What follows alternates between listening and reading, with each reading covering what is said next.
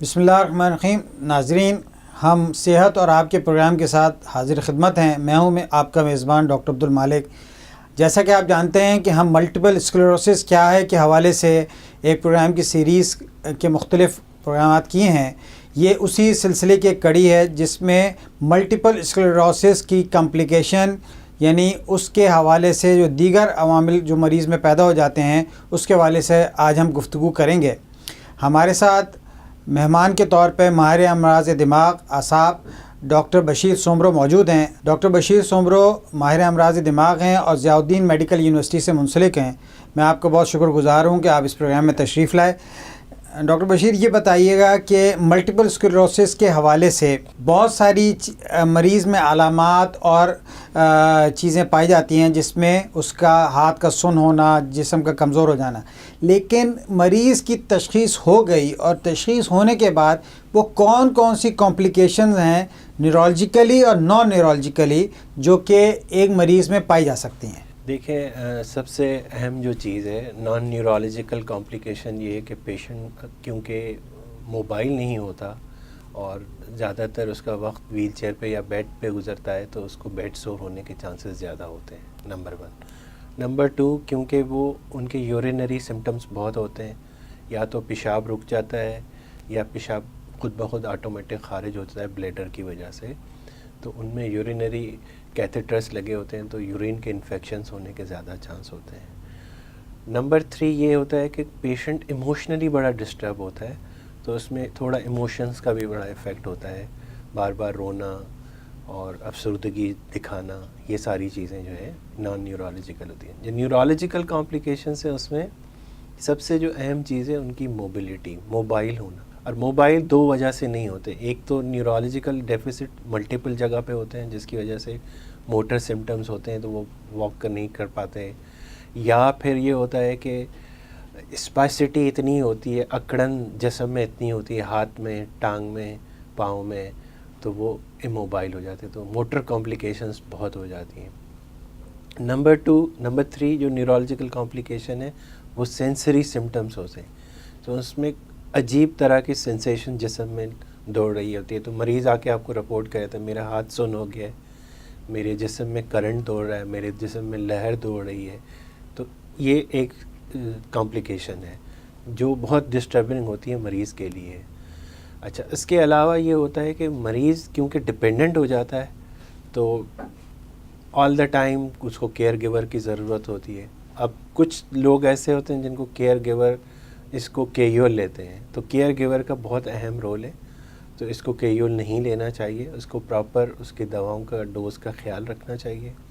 Number 2، ان کی جو mobility یا ریہیبلیٹیشن کے لیے اس کے لیے اعلیٰ قسم کے جو ویل چیئرز یا الیکٹرانک ویل چیئرز ہیں آج کل اویلیبل ہیں، اس کے لیے ارینجمنٹ کرنا چاہیے. نمبر 3، ان کے واش رومز میں کیونکہ گرنے کا خدشہ بہت ہوتا ہے تو سائڈ ریلنگس لگانی چاہیے تاکہ پراپر طریقے سے اگر تھوڑا بہت بھی موبائل ہے پیشنٹ، کیونکہ گرنے کے بعد بھی جو ہے اس میں کچھ کمپلیکیشنز اور ہو سکتی ہیں، جیسے ہڈی ٹوٹ گئی، ہڈیوں میں سے جو ہے کیلشیم کا مقدار کم ہو جانا تو آسٹیوپوروسس ہونے کا زیادہ چانس ہوتا ہے. تو لہٰذا ان کی تو ایک تو دوسرا غذائی طور پہ پیشنٹ کیونکہ نگلا نہیں جاتا، ان سے حلق سے اترا نہیں جاتا، تو ان کے لیے کبھی کبھار پیک ٹیوب کا استعمال کرنا ضروری ہو جاتا ہے تاکہ وہ پراپر ان کو نیوٹریشن ملے، جس میں وٹامنس بھی شامل ہیں، جس میں وٹامن ڈی بھی شامل ہے، اور مزید جو غذا ان کو ضرورت کے لیے جیسے کاربوہائیڈریٹس، پروٹینز اور فیٹ کی مقدار ضروری ہوتی ہے تو ان کو چاہیے ہوتا ہے. اور ساتھ میں آپ کو آسانی ہی ہو جاتی ہے کہ آپ ان کو دوا بھی دے سکتے ہیں. ڈاکٹر بشیر، آپ نے بتایا بہت ساری کمپلیکیشن کا بتایا، جس میں نیورولوجیکل کا بھی آپ نے ذکر کیا، نان نیورولوجیکل کا ذکر کیا.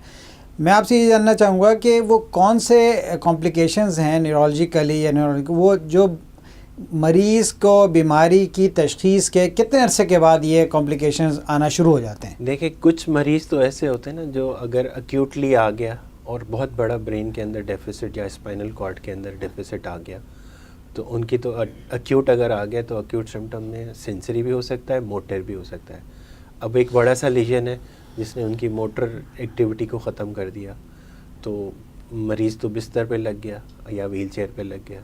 نمبر 2 یہ کہ کچھ ایسے لوگ ہوتے ہیں جن میں بیماری آئی اور بیماری ختم ہو گئی, تھوڑی دوا دی آپ نے, بیماری ختم ہے, پھر وہ چلنا شروع ہو گئے یا ٹھیک ہونا شروع ہو گئے. تیسرا یہ ہوتا ہے کہ کچھ بیماری کا جو پارٹ ہے وہ چلتا رہتا ہے, پروگریس کرتا رہتا ہے. اب اس میں آنکھ کی بینائی بھی افیکٹ ہو سکتی ہے, اس کے چلنے پھرنے کو بھی افیکٹ کر سکتی ہے, اس کو کھڑے ہونے کو یا اس کے بیلنس کو بھی خراب کر سکتی ہے. تو یہ 3-4 چیزیں ایسی ہیں جو آپ کو نظر آ جاتی ہیں, مگر یہ ڈپینڈ کرتا ہے کہ وچ فارم, ایم ایس کا کون سا فارم یا کون سا اٹیک ہے. ایکیوٹ ہے تو ایکیوٹ آ کے چلا بھی جا سکتا ہے دوا کے بعد. اگر وہ کرونک ہے اور کرونک پروگریسو ہے تو وہ بستر پہ پیشنٹ ہو جاتا ہے اور پھر آہستہ آہستہ ان کی زندگی ڈپینڈنٹ ہو جاتی ہے. تو آپ نے بتایا کہ کرونک پروگریسو جو ہے, جس کو پرائمری پروگریسو ایم ایس بھی کہتے ہیں, وہ زیادہ خطرناک ملٹیپل خطرناک ہے. دوسرا وہ خطرناک ہے کہ ایک اٹیک ہوا, انڈیٹیکٹڈ چلا گیا, صحیح طرح تشخیص نہیں ہوا, پھر اس کا جو ریلیپس ہوا تو وہ بڑا بھی ہو سکتا ہے. تو ایک ایسی بیماری ہے, تو اس کو دیکھنے کے لیے آپ کو پراپر طریقے سے اس کو ایویلیویٹ کیا جائے اور اس کے جو کرائٹیریا ہے ڈائگنوسس کے لیے وہ میچ کرنا ضروری ہے.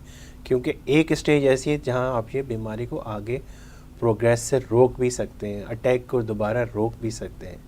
تو کچھ دوائیں ایسی اویلیبل ہیں. اب چونکہ ملٹیپل اسکلیروسس کا مریض عام طور پہ نیورولوجسٹ کے پاس آتا ہے, جی, تو اس کو یہ کمپلیکیشن کا آغاز ہو گیا ہے, مثال کے طور پہ اس کا پیشاب خطا ہو جاتا ہے, جی, اور ایموشنل اس کو ڈسٹربنس ہیں, تو عام طور پہ ایز اے نیورولوجسٹ آپ اس کو کیا کاؤنسل کریں گے یا اس کو پھر ملٹیپل ڈسپلنری اپروچ کے تحت اس کو ریفر کریں گے؟ دیکھیں, سب سے اہم چیز یہ ہے کہ ہر چیز ہمارے معاشرے میں یہ ہے کہ جی گیس ہو گئی, آج بھی ابھی ایک مریض دیکھ کے آؤں گی, جی گیس ہو گئی تو ہمیں یہ تکلیف ہو رہی ہے. تو ایک تو یہ مس کنسیپٹ, متس بہت ہے. گیس کا کوئی اویلیبلٹی نہیں ہے, کہیں بھی نہیں ہے, نمبر 1. نمبر 2, کمزوری ہے, مجھے وٹامنس کی میں انجیکشنز لگوا دوں تو میں ٹھیک ہو جاؤں گا. تو ایسا بھی نہیں ہے. کہ ایک بیماری ہے جو پہلا سمٹم اس میں یہ ہے کہ سینسری سمٹمز ہوتے ہیں کہ ہاتھ سن ہو گیا, کہیں چہرے پہ درد ہو گیا, آنکھ کی بینائی میں تھوڑی سی کمزوری آ گئی. تو اس کو میٹیکولیسلی دیکھنا چاہیے اور اس کو ڈائگنوز کرنا چاہیے پراپر. اچھا, جب کہ ہمارے پاس جو لیٹ مریض رپورٹ ہوتے ہیں جس میں سب کارٹیکل بہت سارے ریجن ہوتے ہیں, تو ایموشنلی بہت ڈسٹرب ہوتے ہیں, اسپیچ ان کی بہت خراب ہو رہی ہوتی ہے, بولنے کی تلفظ خراب ہوتے ہیں, سوالوئنگ خراب ہو سکتی ہے, نگلا نہیں جا رہا ہے یا بیلنس نہیں کر پاتا ہے. اکثر جو پیشنٹ ہمارے پاس رپورٹ ہوتے ہیں جب ان کی چال یا بیلنس خراب ہوتا ہے تو وہ پھر ڈاکٹروں کے پاس رپورٹ ہوتے ہیں. اب وہ کتنا ڈاکٹر اس بیماری کے بارے میں اویئر ہے تو آگے اس کو لے کے چلے, یا اگر خود کو سمجھ نہ آئے تو آگے ٹرشری کیئر ہاسپٹل میں اچھے کسی نیورولوجسٹ کے پاس بھیج دیں. ناظرین, ہم اپنی گفتگو کا سلسلہ جاری رکھتے ہیں, ملتے ہیں چھوٹے سے وقفے کے بعد.